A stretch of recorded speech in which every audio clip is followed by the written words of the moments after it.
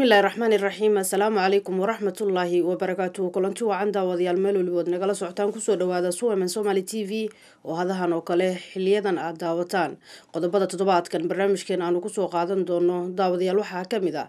xildhibaan ka tirsan baarlamaanka Soomaaliland isla markaana ah gudoomiyaha jaamacadda Golis ee magaalada Berbera oo dhawaan soo gaaray wadanka Finland sidoo kale waxaanu soo qaadan doonaa wararkii ugu dambeeyay oo aanu isleenahay daawadayaasha si aad ah ay uga heli doonaan ee toddobaadkeena ka soo gudubnay ka dhacay wadankan aynu ku noolnahay Finland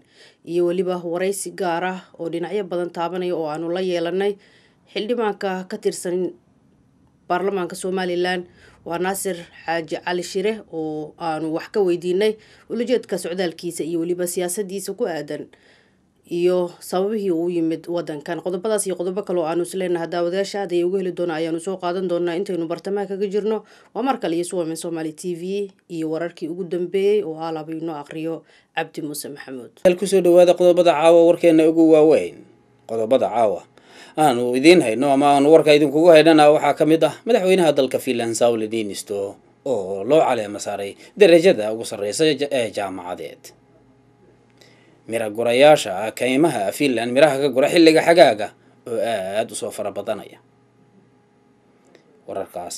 iyo warar kale oo faahfaahsan haatan ku soo dhawaada madaxweynaha dalka Finland Sauli Niinisto ayaa waxa magaalada Jyväskylä jaamacadda ku taalla ee jaamacadda Jyväskylä lagu gudoonsiyay shahaadada jaamacadeed ee ugu sareysa ee dalkan laga bixiyo madaxweynaha ayaa waxa maalintii Sabtida ee la soo dhaafay halkaas lagu gudoonsiyay shahaadada doctorate-ka loo yaqaano ee shahaada sharafeed ah ka gadaal markii loo aqoonsaday in uu wax badan ka soo qabtay waxyaabaha dhalinyarada iyo carruurta lagu horumariyo madaxweynaha ayaa isla maalintaas waxa ay ku soo aaday maalinta dhalashadiisa waxaana uu buuxiyay 65 sano dad kale ayaa madaxweynaha markii la gudoonsiinayay shahaada sharafeedkaas iyagana la gudoonsiyay dadka miraha ka ururiya kaymaha dalkan Finland ayaa sanadkan ama xilligan xagaaga waxa ay gaarayaan ku dhawaad 4,000 oo qofood oo ajnabi ah sida la sheegay dadkaas badankood waxa ay ka yimaadeen wadamo Yurub ka baxsan waxaana ay haatan ku howlan yihiin ururinta miraha kaynta ka baxa ee xilligan xagaaga aadka uga soo go'a dalkan Finland dhanka kale ganacsiga miraha kaynta laga ururiyo ayaa muddooyinkii u dambeeyay sare u kacay waxaana la sheegayaa in ay dadka arrimahaas ku howlan ama ka ganacsadaahi ay faa'iidooyin badan ka heleen kaynta dalkan Finland miraha laga ururiyo xilliga xagaaga kormeerayaasha hubka kiimikada ayaa waxa ay gaareen magaalada Damascus ee dalka Syria kormeerayaashaas ayaa dood dheer kadib waxa loo ogolaaday in ay tagaan duleedka magaalada Dimashq oo la sheegay in uu ka dhacay weerar loo adeegsaday hubka kiimikaaliska ah kormeerayaasha ayaa dhawaan waxa ay bilaabi doonaan baaritaan la xiriira raadadka ay reebeen dadkii ku dhintay kiimikadii halkaas lagu weeraray sida la sheegay mucaaradka iyo dawladda Syria ayaa labaduba isu tuuray eedda dadkaas ku dhintay ama ku sumoobay hubka kiimikaaliska ah tirada dadka dhintay ayaa waxa la sheegayaa in ay boqolaal kor u dhaafayaan wararka qaarna waxa ay sheegayaan in ay kun ka badan yihiin ule baaritaan uu sameeyay iyo su'aalo weydiin uu dadka su'aalo ka weydiiyay fikirka ay ka qabaan luqada Swedish-ka qasabnimadeeda ayaa waxa ku cad in 65% dadkii su'aalaha la weydiiyay ay ka soo horjeedaan qasabnimada inta aynu ku dhaafna daawadayaal wararkii ugu dambeeyay oo inoo aqrinay Cabdi Muuse Maxamuud ayay kuwaasi ahaayeen xildhibaan ka tirsan baarlamaanka Soomaaliland oo dhawaan soo gaaray wadankan Finland kulan gaar ah la yeeshay jaaliyada reer Soomaaliland ee iyagu ku sugan wadanka Finland ayaanu idin soo qaadaynaa kulankaasi ayaa waxyaabaha looga hadlo waxa kamid ahaa taageerid uu u doonayay xildhibaanku in la taageero maadaama uu yahay gudoomiyaha jaamacadda Golis ee magaalada Berbera jaamacadaasi iyo waliba qodobo ku saabsan arrimaha Soomaaliland daawasho wacan waxaan doonayaa inaan xoogaa hordhac ama warbixin ka bixiyo jaaliyada Soomaaliland iyo xildhibaanka Arisbaro Naasir jaaliyada Soomaaliland ee Finland waxa la aasaasay 1992 waxaan filayaa saad ka warqabteen inay jaaliyadii ugu horeysay ee lagu qoray magaca Soomaaliland kolle Yurub intaan ka warhayo muddadaa dheer ee jaaliyaddu jirtana hawlo aada u ballaadhan oo taa Axmed Weli uu imka tilmaamay ka mid tahay bay ka qayb gashay mashaariic badan oo horumarineed oo horena aad bay uga qayb gashay dalkan gudihiisana wax badan oo la taaban karo ayay ka samaysay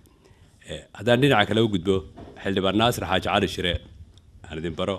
xildhibaan Naasir wuxuu ku dhashay Burco wuxuu ku barbaaray isla magaalada waxbarashada hoose dhexe iyo sare wuxuu ku qaatay Burco Ceeri Gaabo iyo iskuulka farsamada gacanta ee Burco wuxuu kaloo wax ku bartay waddanka Masar oo ka qaatay shahaadada MA-ga ama Master Degree-ga Injineer Naasir waxa kaloo ka qaatay shahaadada MA-ga waddanka Sweden waxaan leeyahay jaaliyadda Naasir isbartay balaada Naasirna warbixintiisii hayna siiyo wassalaamu calaykum تفضل ناصر. بسم الله الرحمن الرحيم وبه نستعين على أمور الدنيا والدين وصلى الله على سيدنا محمد وعلى آله وصحبه أجمعين. السلام عليكم ورحمة الله وبركاته. marka hore runtii waxaan mahad ballaaran u celinayaa jaaliyadda reer Somaliland ku sugan madashan runtii iisoo ajibtay waqtigoodii qaaliga ah iisoo hortay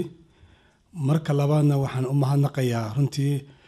madaxda jaaliyadda iyo dadka kale xilkaska ah ee isu xilqaamay hawshan fudinteedii runtii aad baa mahadsantiin haddaan intaa ka gudbo waxaan isku dayayaa marka hore bal inta aanan ka waramin gudaha Somaliland oo runtii aan ku sugnaa muddo gaadhaysa sanayo badh waayo sanadkii 2004 dabayaaqadiisii ayaa anigu ahaa dadkii ka goostay qurba gudaha dib ugu noqday waxaan isku dayayaa inaan milicsano dib u jaleecno geeska Afrika Somaliland haatan ay ku taalo waa meel ay hareeyeen khilaafyo colaado iyo dad dictatorisa iyo meelo aan doorashooyin kaba dhicinba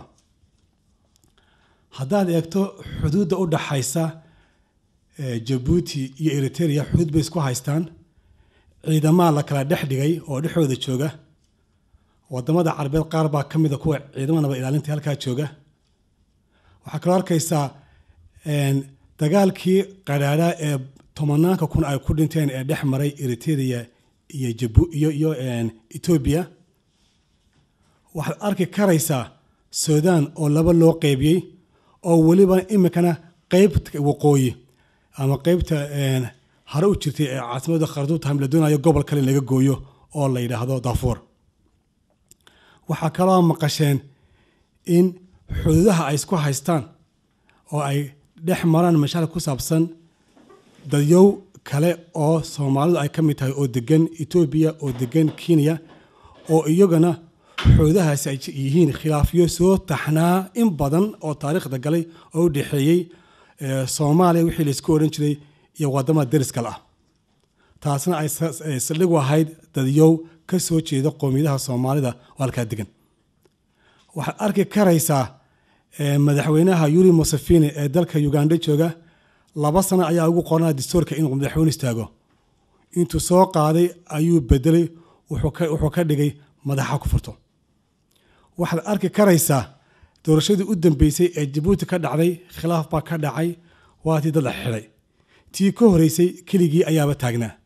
Mela Zenawi markii la doortay baarlamaankii soo baxay iyadana waatii qaal la xiray dhammaan waxyaabahaas waxay ku tusayaan in ay ku hardamayaan ama ay khilaafyo xuduudeed iyo midda wajida geeska Afrika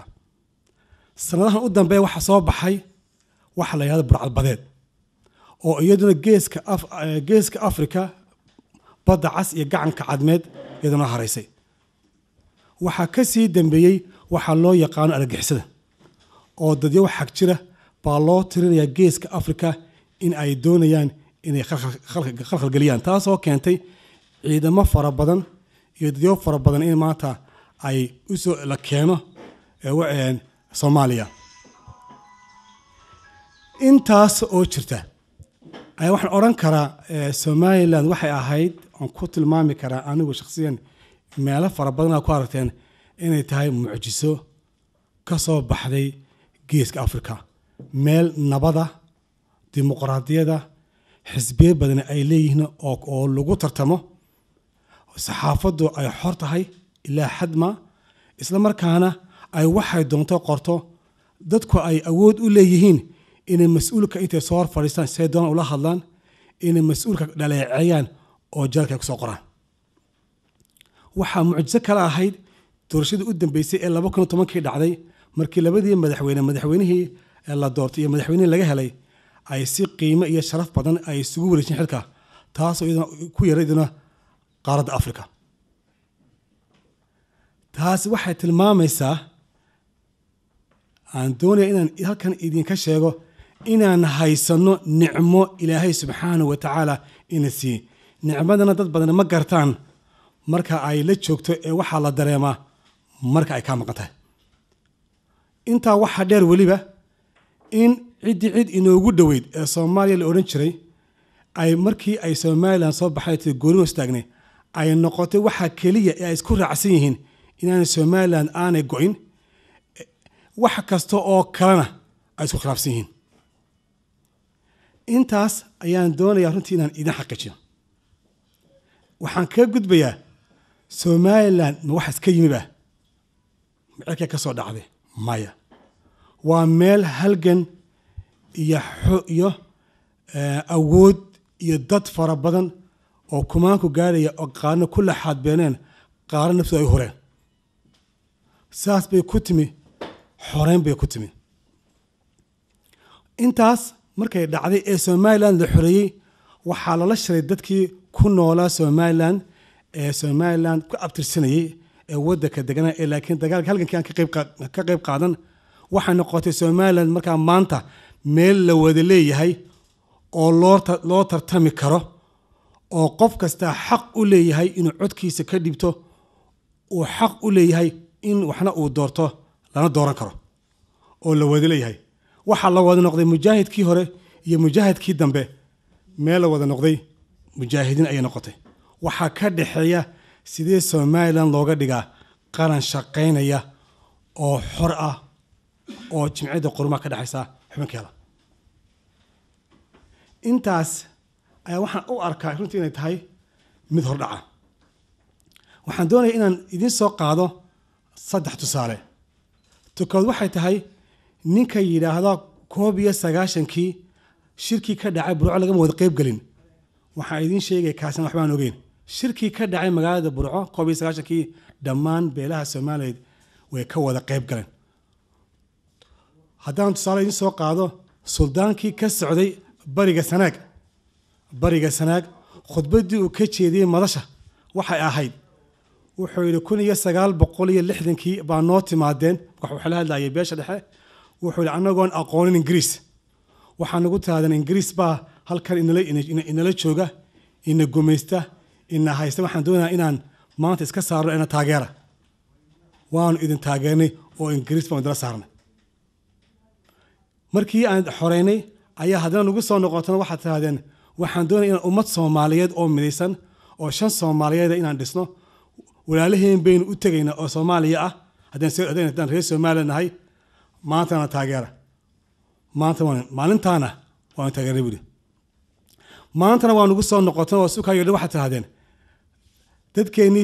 huwanta la isku oran jiray ee gobolka Soomaaliya wada deganaa waa la isku keen diray dagaal ay dhex maray iyo colaado maanta waxaan doonaynaa midowgii waxba kamaynaan faa'iidin aan Soomaaliland la soo noqono wuxuu yiri markaas maantana waanu idinka aqbalnay wixii maanta ka dambeeya meel ka geeyna taas baa tusaale ka ahayd waxaan kala doonayaa inaan idin sheego tusaale kale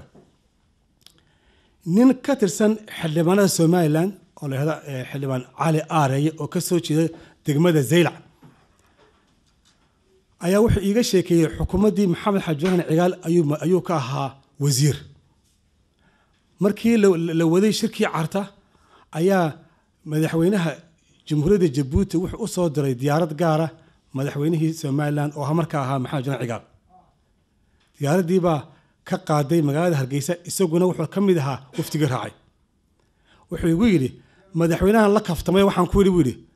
madaxweyne ma garanaysaa hablahan quruxda badane ee daaradda ka shaqaynaya waxaan ku yidhi buu yidhi waa hablo ciisa maxamed xaaji xayaal wuxuu igu yidhi waa runtaaye hablihii kuukuyada la odhan jiray ee aan aqaanay aniguba kontonkii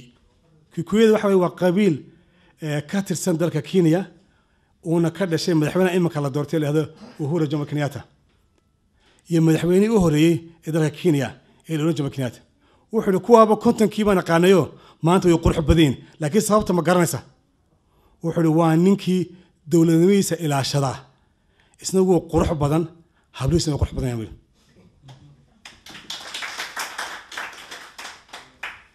waxaan kaloo idiin sheegayaa baryahan dambe waxaa soo baxay dad dhalinyar ah oo jiilashii dambe soo kacay ah oo aan garanaynin Somaliland halkay ku abtirsato iyo meesha ay ka timi waxay kuugu soo gaabinayaan oo ay koonayaan ma go'i kartaan waxaa jiray beri nin taajir oo xoole ayaa geel badan iibsaday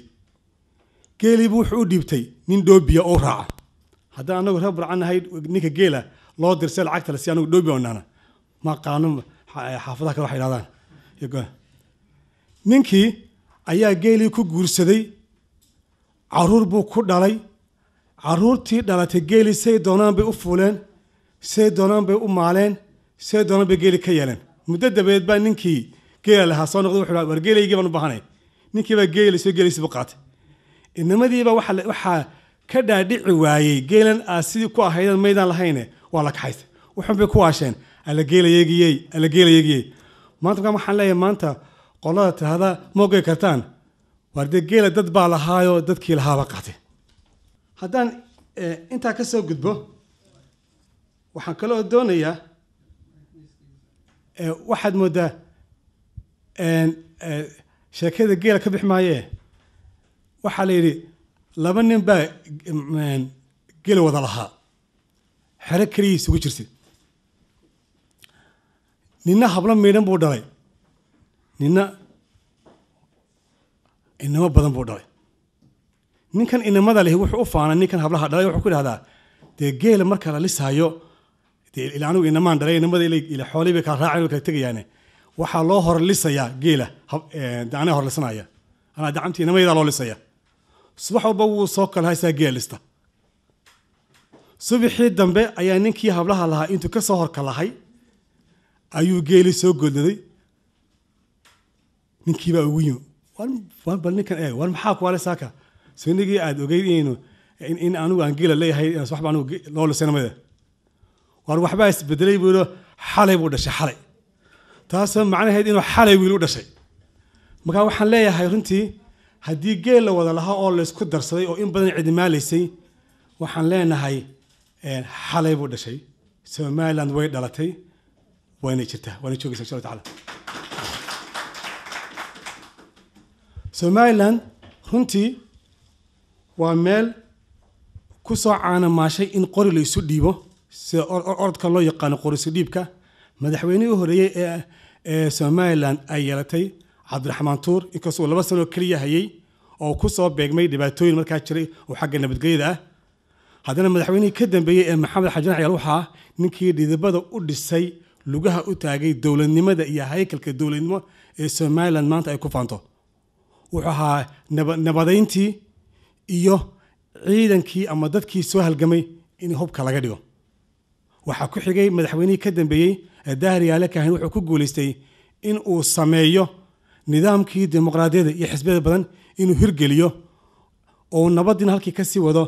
nidaamkana uu ku sunto Somaliland madaxweynaha maanta la doortay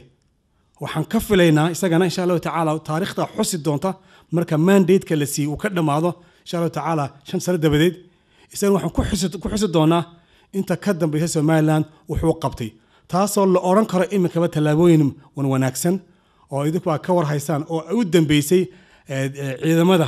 oo maanta haybad iyo darajo iyo qurux ay ka muuqato marka ku soo hor fadhiisanayaan oo muddo dhaweyd aan jirin laakiin maanta ay muuqato waxay noqonaysaa dad wax taariikhda gali doona marka waxaan qaadanaynaa ninkii la oran jiray Martin Luther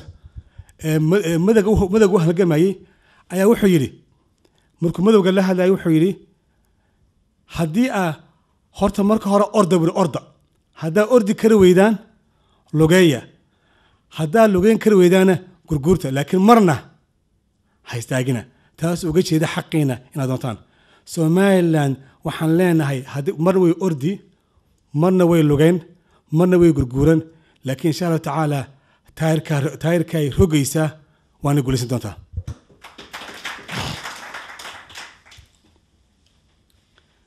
haddaan intaa ka soo gudbo oo aan is leeyahay runtii in aan idin xasuusiyo idin taabsiyo waa maxay Soomaalinimadu oo aan doonayo inaad ku faantaan haysataan ku deganaataan idiin noqoto himilo aad leedihiin oo aad ku midoodaan oo aad ku jeclaataan waxaan u gudbayaa waa maxay waxyaabaha iminka u dambeeyey ee Somaliland ka taagan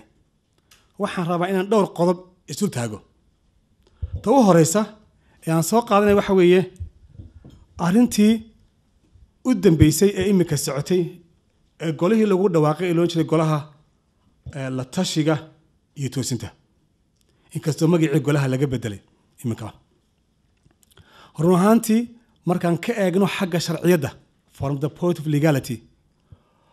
gole ka baxsan inta ay laga sheegay dastuurka qaranka iyo xeer ka farcama oo mandate leh oo le immunity ama dhowrsanaan leh oo markaa shaqayn karaa ma jiro aan ahayn xisbiyada qaranka iyo golaasha qaranka kuwaas baa cidda loo igmaday marka la eego nidaamka xisbiyada badan oo qaadanay inay noqdaan cidda iskala toosinta nidaamka aynu qaadanay madaxtooyada ama waxa loo yaqaano presidential system cidda check and balance iskale waxa weeye waa baarlamaanka waxa kaloo iskale nin kasta oo muwaadin ah oo dastuurku u jideeyay xaq inuu wax toosin karo iyadoo aan codkiisa iyo fikirkiisa u madax banaayo oo aan la caburin xubnaha sarafta leh oo karaamo iyo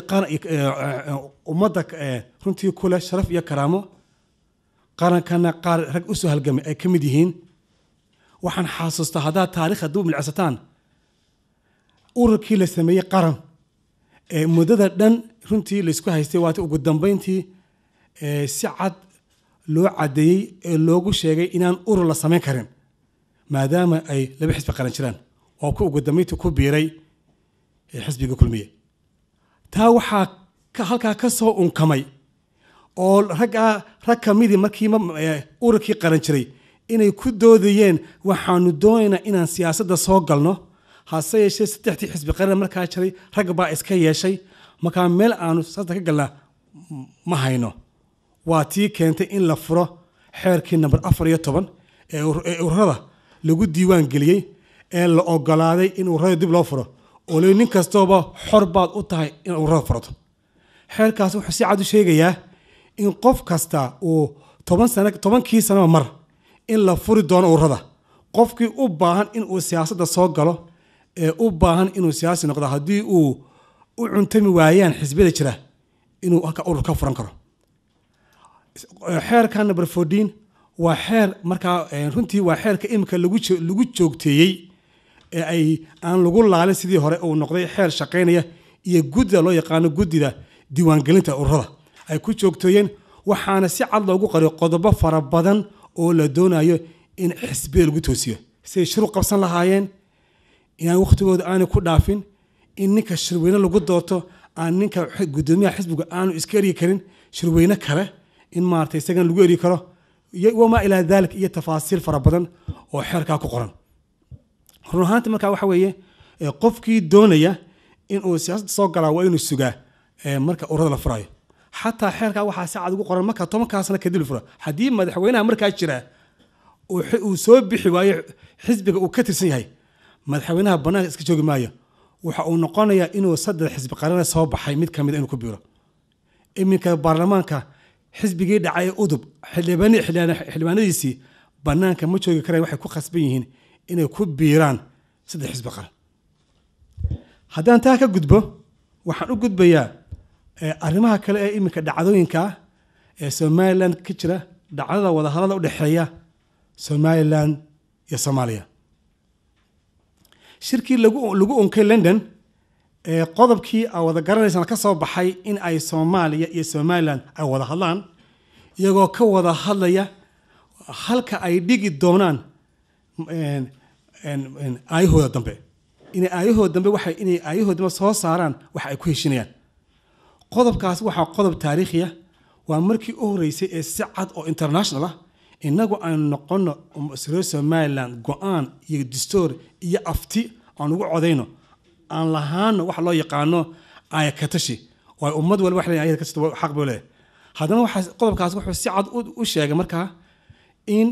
markii inaan nahay laba meelood oo kala jaada oo wada hadlaya si u gaaraan ayahooda halka ay dhigeen ama inay kala tegayaan ama wixii kale ee iyagu markaas isla gartaan inay qaadanayaan runtii qodobkaasi waa qodob aad u muhiim ayuu ahaa shirarkii ka dambeeyay ee ka dhacay Chatham House iyo waddanka loo yaqaano Turkiga waa la socoteen intaas oo dhan qodobo muhiim oo la taabo kama soo bixin marka dadyowga baa jira dhaliilaya runtii wada hadalada waxyaabaha ay ku dhaliilayaan waxay adeegsadaan dhowr qodob waxaa ka mid ah in aanu lahayn vision ama aragti meel sii taalo inta laga dooday meel wada taalo oo la higsanayo male istaraatiijiyad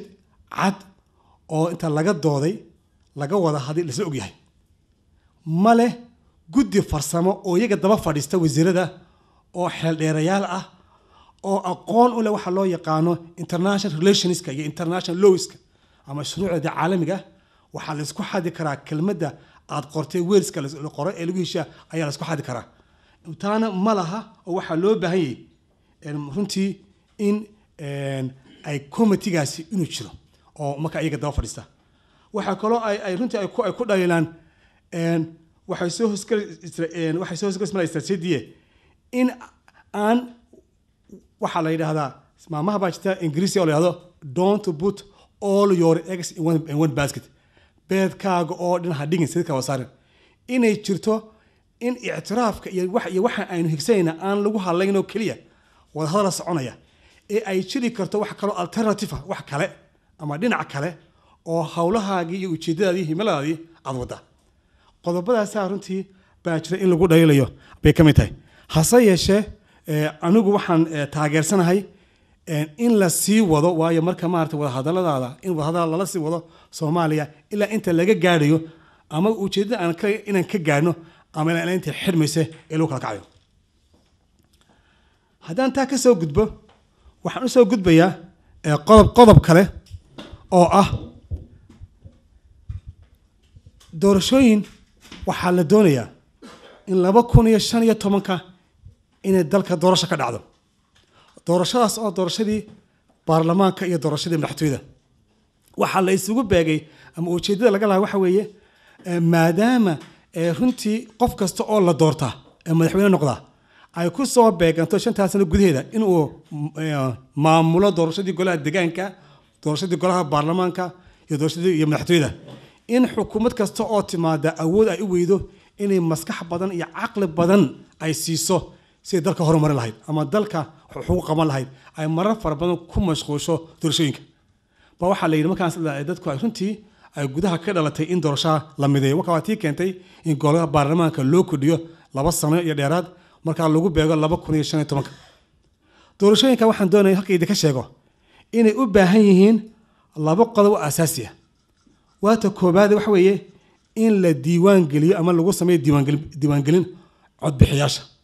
oo runtii dhacday doorashadii u dambeysay ee golaha deegaanka ee la galay waxaa ka soo baxday turxaanooyin runtii khilaafyo iyo turxaanooyin baa ka soo baxay markaasi taa mardama aanay u dhicin waxaa la isla go'aansaday oo go'aan baarlamaanka soo saaray ah in doorashada ku xigta lagu galo diiwaangelinta lagu galo oo dadka codbixiyaasha la diiwaan geliyo waxaa kale oo muhiim ah in qodobka ama xeerka number 20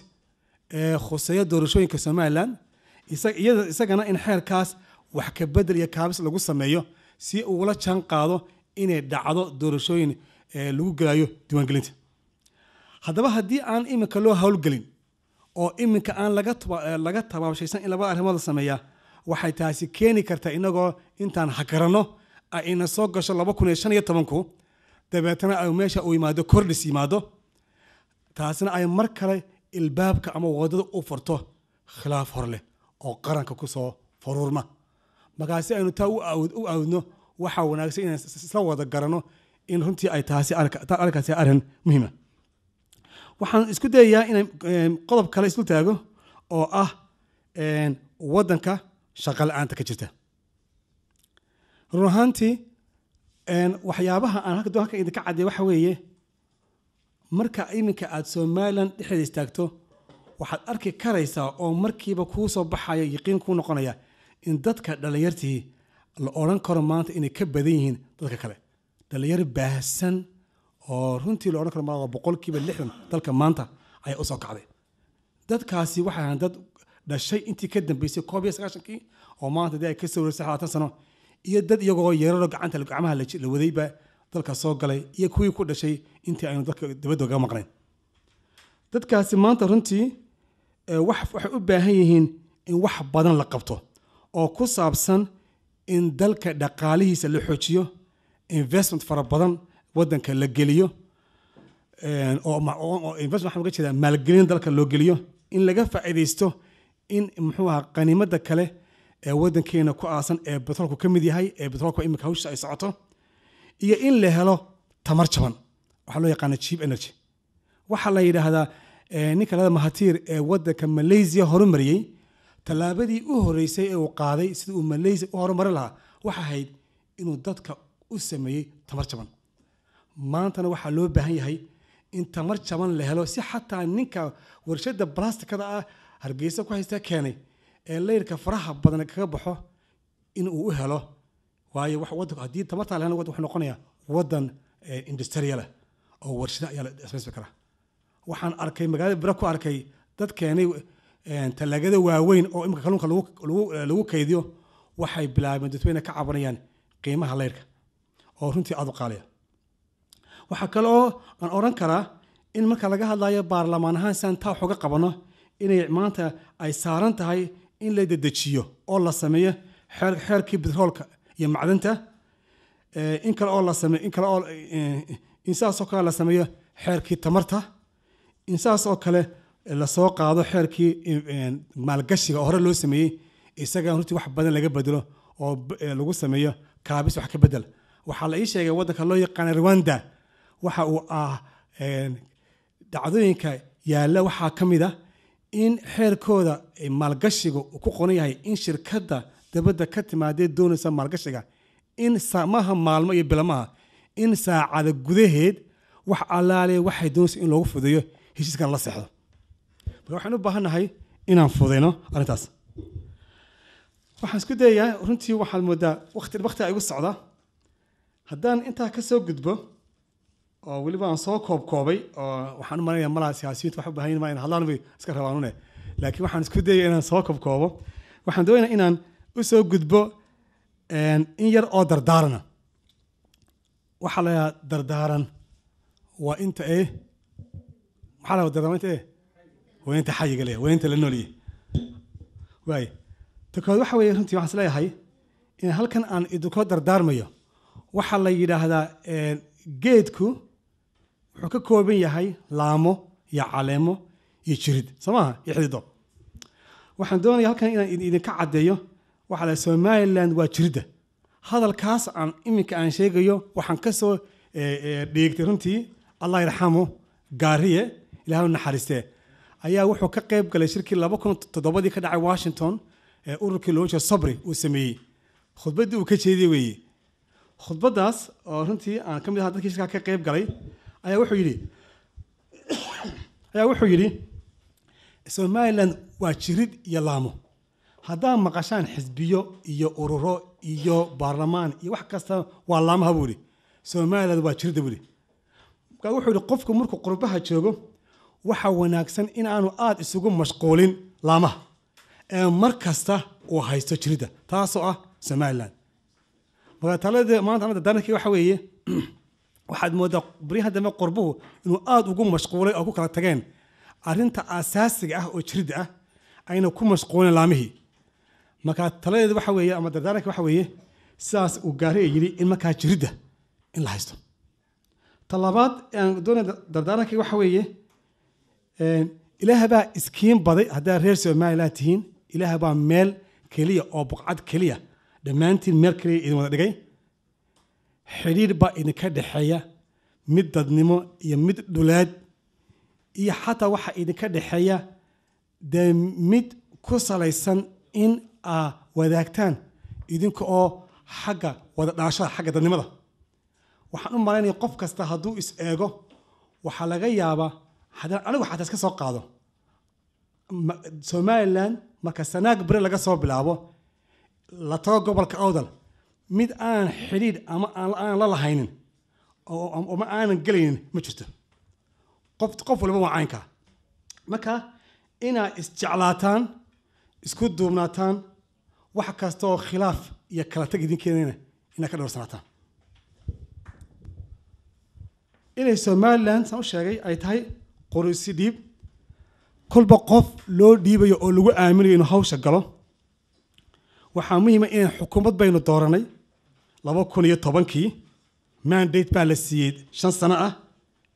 xaq baa loogu leeyahay in la dhaliilo iyo in la taageero labadaba xaq bay u leedahay lagu garab galo hawsha loo doortay ay ku jirto qiimeyn ilaa inta doorashada kale la gaarayo lagu qiimeeyo wax ummadda reer Soomaaliland u qabatay ama loogu codeeyo ama codka aan lagu siinin marka ay noqono ummad nidaamka dimuqraadiga ay qaatay haysata dabeena cidda aynu doonayno u eegno muxuu ummadan u qaban karaa yeynaan u eegin gobolkeebu ka soo jeeda yeynaan u eegin baryahan bahasha dambe ina waashay qabyaalada oo yeynaan u eegin oo qofku haddii uu qof meel ka soo jeedana si indhala abu taageera haddii uu qofkii laga qaadana waxaad moodaa uu ka sii jeedaa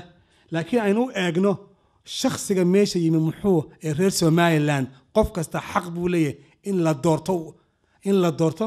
waxna uu doorto in marka taa ku qiimeeyo muxuu ummadda u qabtay lagu qiimeeyo qofka dambana marka ama isaga codka lagu siiyo mar kale ama codka laga qaado waa halkan aad degan tihiin waa taqaan wadamadan dimuqraadiga horumaray shakhsiga lama eega waxa la eega muxuu qabtay Soomaha haddii shaqalaantu ay shaqalaan baahsan soo baxdo ama uu dhaqaalo hoos dhaco soo lagama codeeyo waxaan doonayaa inaan ku kala baxo waxa loo yaqaano ballot box sanduuqa taas waa dalka kale waxaan doonayaa inaan ku soo gabagabeeyo waxaan halkan uga mahadnaqayaa Professor Axmed Ismaaciil Samatar oo runtii wax la taaban karo iyo miisaan iyo culays ku soo kordhiyay Somaliland fikir hore oo aaminsan ka soo noqday waxaan leenahay professor oo ku soo dhaweynaa hambalyo waxaan doonayaa inaan u ducayno in isagana Ilaahay soo hadiyay saaxiibkiisa kale ee professorka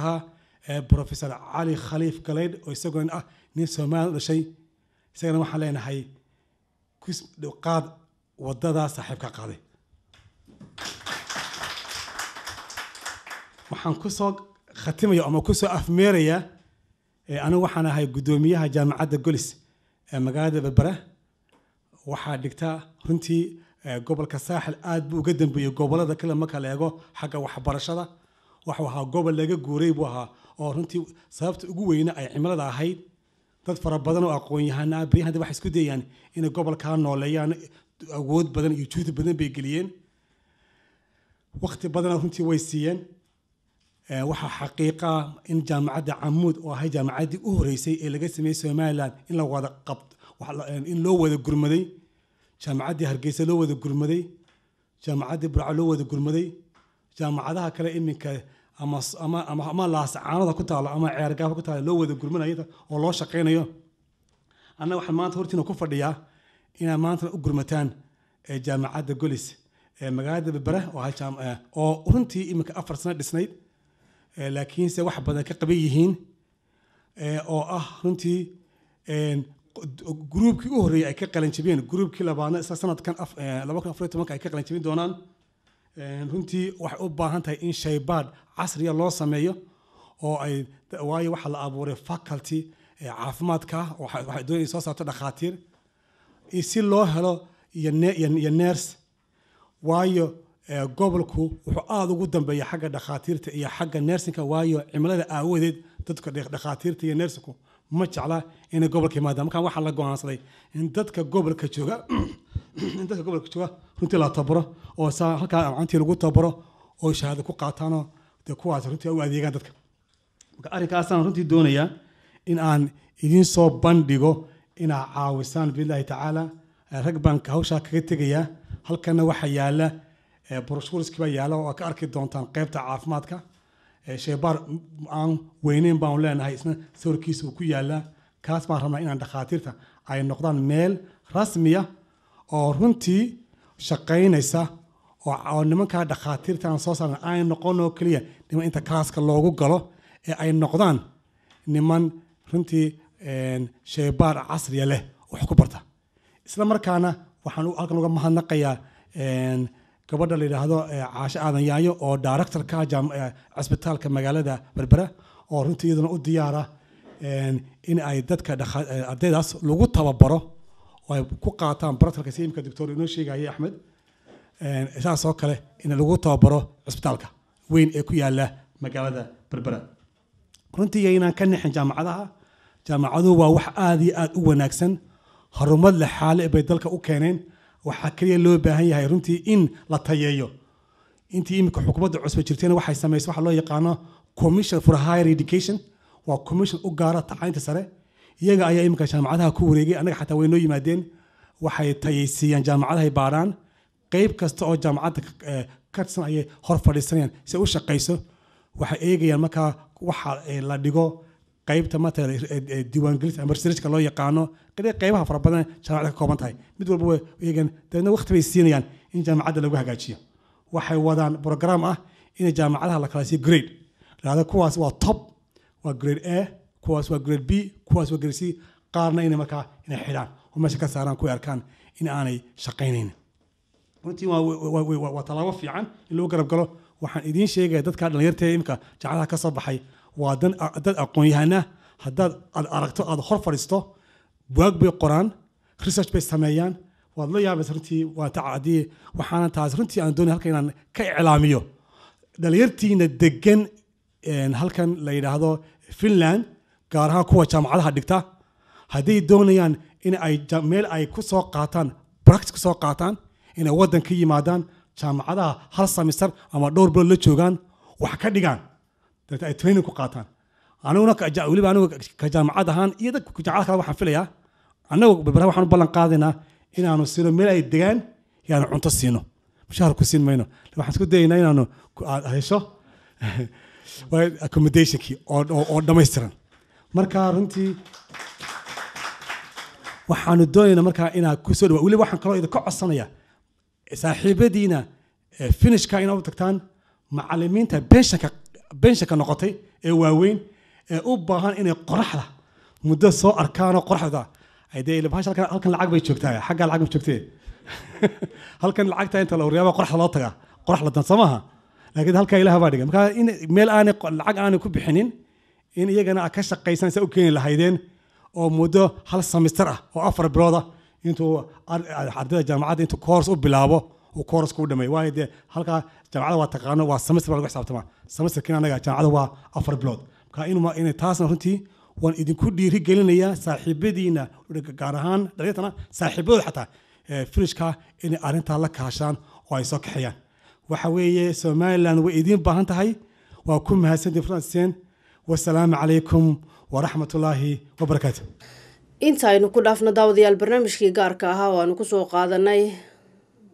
xildhibaan ka tirsan baarlamaanka Somaliland oo kulan la yeeshay jaaliyada Somaliland ee ku sugan wadanka Finland waxaan sidoo kale waraysi la yeelanay isla xildhibaankan oo lagu magacaabo Naasir Xaaji Cali oo aanu wax ka weydiinay waxyaabihii socdaalkiisa uu ku saabsanaa iyo waliba sababaha uu yimid wadanka Finland waxaana waraysigaasi inoo qaaday wariyahayaga Cabdi Muuse Maxamed bismillaahir rahmaanir rahiim daawadayaal ku soo dhawaada barnaamij gaar ah oo maantay marti inoogu yahay isla markaana aan waraysi kula yeelanayno gudoomiyaha jaamacadda Gollis magaalada Berbera gudoomiyahaas oo lagu magacaabo Naasir Xaaji Cali Shire gudoomiye ku soo dhawow marka ugu horeysa telefishinka afka Soomaaliga ku hadlay dalkan Finland aad baad mahadsantahay su-aasha marka hore aan rabo inaan ku weydiiyo intaanan u gudbin arrimaha jaamacadda gollis ee berbera waxaa tahay sidoo kale xildhibaan ka tirsan baarlamaanka somalilan marka ugu horeysa bal siyaasadda somalilan haatan halka ay marayso wax yar nooga taabo. بسم الله الرحمن الرحيم marka hore waxaan aad idinka mahad celinayaa fursadan qaaliga ah ee runta ay siiseen marka waxaan u mahadnaqayaa oo kale daawadayaasha TV-ga magaaladan Helsinki guud ahaan haddaan in yar markaa aan wax ka yidhaahdo siyaasadda haatan ay ku sugantay Somaliland waxaan in yar dib u yar milicsanayaa taariikhdii hore waa ka warhaysaan muxuu ahaa Somaliland inay ku dhawaaqday inay tahay dal iskeed madax bannaan 1991 muddada ay imka waxa ka soo wareegay muddo imika gaaraysa 22 sano runtii 22 sano waxaa la soo gooyay tallaabooyin waaweyn baa ay runtii bay Somaliland qaaday taasoo ka bilaabmata hubka dhigisti in dadka hubka laga dhigo markii ay waddanka la soo galay in nidaam loo sameeyo haykal dowladnimo oo shaqeynaya oo dhammaan dee wasaaradihii iyo ciidamadii kuwii booliiska kuwii qaranka kuwii jeelasha ciidamadana in la sameeyey marka nidaamkii dowladnimada la sameeyey marka intaa markii la sameeyey waxaa loo soo gudbay in nidaamkii dimuqraadiyadda taasoo la sameeyey nidaam dimuqraadiyadeed oo ku salaysan xisbiya fara badan in mar walba sida uu qoraayo dastuurka Somaliland 3 xisbi qaran baa jiraya xisbi marka xukunka gacanta ku haya iyo laba mucaarada marka nidaamka dimuqraadiyadda marka hadaan si fiican uga hirgalay dadweynaha waxa la doortay laba jeer madaxweynaha la doortay laba jeer waxa la doortay golaha deegaanka marna waxa la doortay baarlamaanka halka waxa ka arkaysa in 5 doorasho oo ka shaqeeya adoo mahadsan baarlamaanka haddii aan su'aal kale ka weydiiyo waa muddo dhaaf hadda laba xilli haddii aan qaldanayn la kordhiyay waqtiga loogu daray 2 sanadood iyo 2 sanadood oo kale haddeer sidoo kale waxaa la yiri doorashooyinkii baarlamaanka iyo tii madaxweynaha 2015 la isku beegay waa laba doorasho oo waaweyn labadaas doorasho oo waaweyn ma dhici kartaa in hal waqti la sameeyo haddii aan sii raacsado su'aal kale waxaa la yiri doorashada lama qaban karo haddii aan dadka la diiwaan gelin oo aan la sameynin diiwaan gelin guud diiwaangelintina weli ma bilaaban 2015 waqtiga ka dhiman waa waqti la dareemi karo oo howlahaas waaweyn hal loo diyaar garoobo haddii la yiraahdo u baahan juhdi badan in la geliyo ma la dhihi karaa marka waxaad rabtaan inaad waqtiga ku sii darsataan markay soo dhawaatana la yiraahdo doorasho diiwaangelin lama sameyn oo haddana lagu daro ruuxaantii waxaa jirta madaxweynaha waqtigiisu mandate kale waa 5 sano 5 sano mar walba waxa ku soo beegata 3 doorasho doorashada golaha deegaanka tii baarlamaanka tii madaxweynaha marka runtii waxa marar badan dhacda in muddo 5 sano in laga wada gaarsiin karo in 3 doorasho la galo marka taasa marar badan keenta in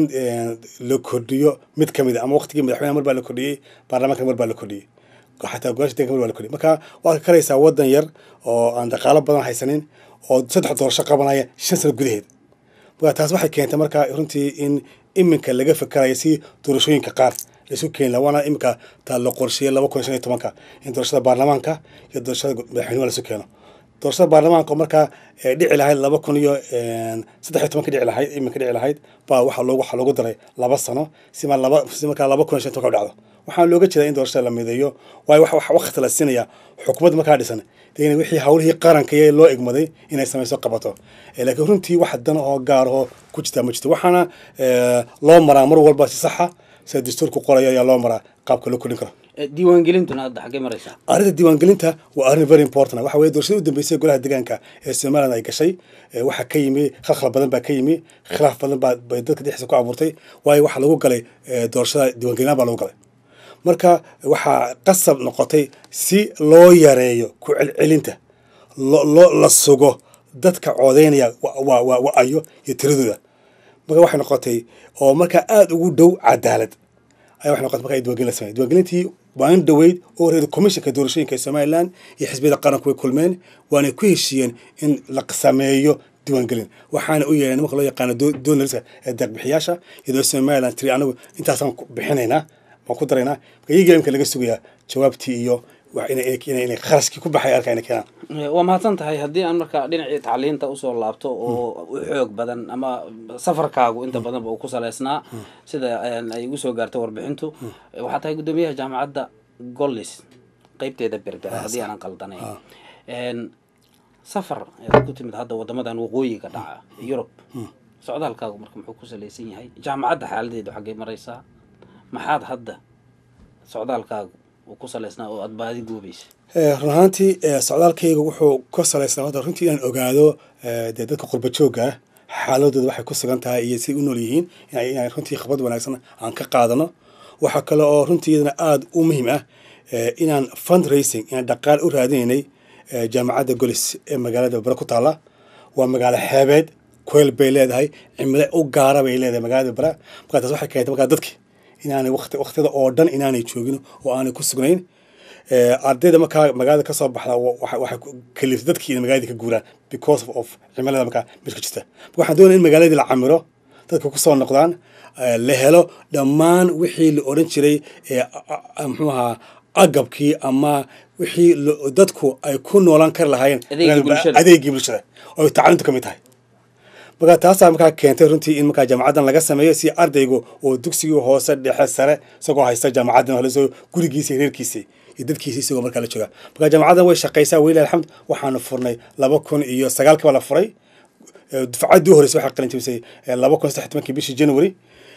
marka runtii dee jaamacaddu cid dhaqaale oo buuran ma hesho. waxay ku shaqaysaa keliya dadka ardayda ee dhigta waxa ay ka qaada ay ku shaqaysaa. markaa taas waxay keenaysaa runtii in mar kasta baahi jirto, waayo waxaan doonaya standardkii jaamacadda in kor u qaadno, in la helo mesela library fiican. bugaag baan u baahannahay, bugaag cilmiya oo af ingiriisi ku qoran oo ardayga u noqoto reference. iyo markuu wax buug iyo markuu sameeyo assignment wax loo diro inuu markaa la kaashado buuggiisa oo library fiican. waxaan u baahanay meelo laabab ah ama laboratory oo ka mid tahay kii caafimaadku ka mid yahay.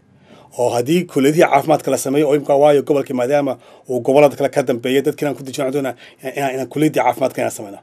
oo markaa dhakhaatiir soo saarno, neer soo saarno. guud ahaan haddii la isu geeyo hadda majalladaha ay ka kooban tahay jaamacadda oo kale ama fieldiyaasha waxbarasho imisa haddeer Berbera ku dhigtaa? iminka hadda waxaan Berbera ku dhignaa oo shaqaynaya 4 faculty ama 4 kuliyadood. waa kuliyadda businesska oo la yidhahdo ganacsiga afka Soomaaliga. waxay ku jirtaa kuliyadda computer science oo lagu barto cilmiga